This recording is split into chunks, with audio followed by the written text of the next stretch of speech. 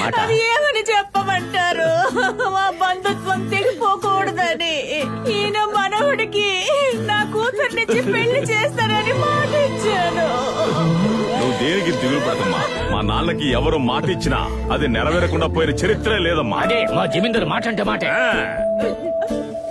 ఇదిగో మీ అమ్మకి అమ్మా తీసుకోరా పడుకో.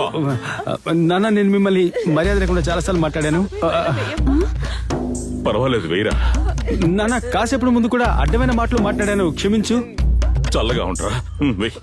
చాలా సంతోషం, నా మాట నిలబెట్టారు. దండలు మార్చు. ఇంకేంటి దండలు మార్చుకున్నారు, ఇంకా మీరు నిలబడ్డారు. జంటగా వెళ్ళి థియేటర్లో సినిమా చూడొచ్చుగా. అలాగా రండి రండి. ఈ ఊర్లో ఇతనే పెద్ద మనిషి, ఆశీర్వాదం తీసుకుందాం. ఆశీర్వదించండి. ఎందుకు అందరి కాలంలో పడుతున్నావా? బయటి కలా మధ్యాహ్నం కల వీడి కాలం మీద పడ్డానా? అవును కళ్యాణ్, వీడి కాళ్ళు గడిగి శతాబ్దం అయి ఉంటది. ఇప్పుడే క్రాస్ చేసి వెళ్తుందా?